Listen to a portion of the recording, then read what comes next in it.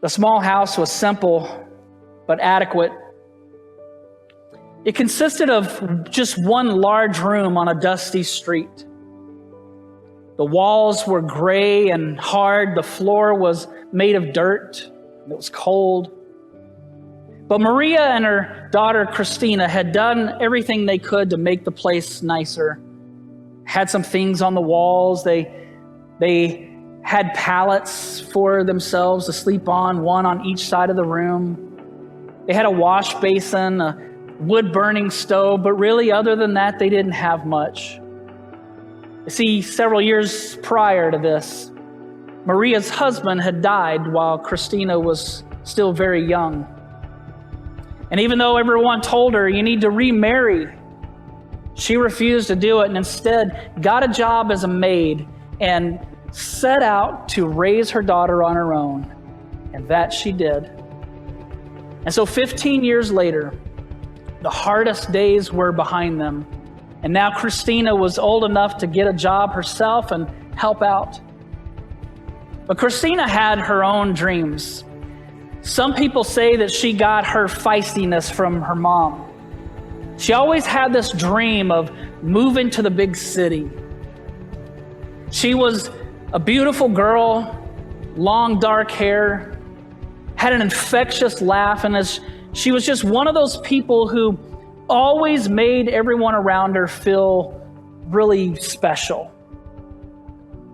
Now, about this dream of moving to the city, her mother did not like that dream because she knew there's no one in the city that knows you. It's a dangerous place. And she would often remind her of this. Nobody knows you. What are you going to do to earn a living?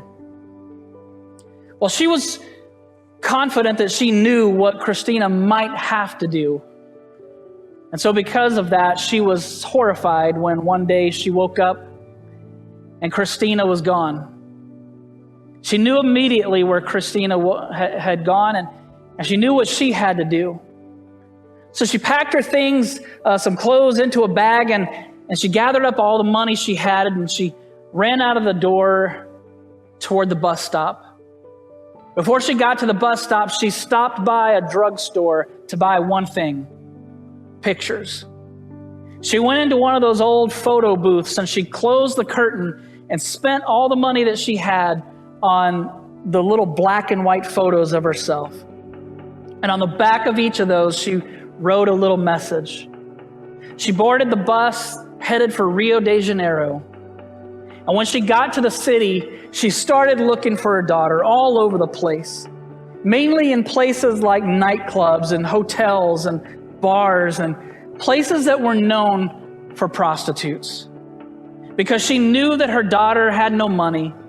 She knew that her daughter probably was struggling and was hungry. And she knew that her daughter was stubborn. And when someone who's stubborn is also very hungry, sometimes they'll do things they never dreamed they'd do before. And so she started looking all these places, and every place that she went, she would tape one of her photos somewhere.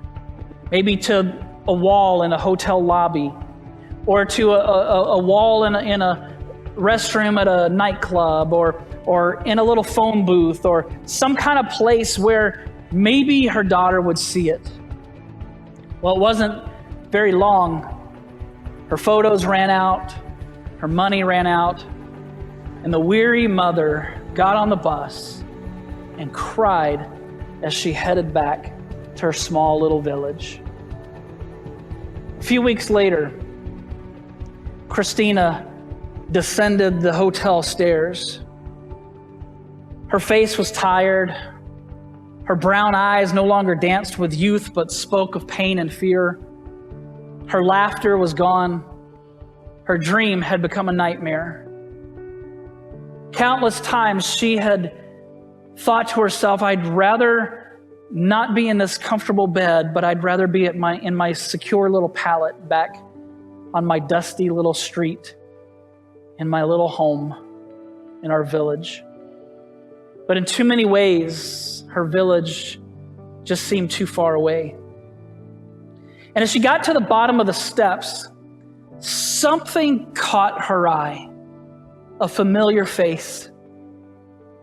And she walked across the room as she saw on the wall her mom's face. And her eyes began to burn. Her throat started to tighten up as she reached over and pulled her mom's photo off the wall. And she turned the photo over, and there was a compelling invitation. Whatever you've done, whatever you've become, it doesn't matter. Just come home. And that's exactly what she did. And the invitation is there for us today. From God, our Father. Whatever you've done, whatever you've become, it's okay. Just come home. See, someone said the most precious thing about Jesus is the way in which he trusts us on the field of our own defeat. There's nothing you can ever do to make God love you less. And there's no place you can go, no person you can become that he won't say, come home.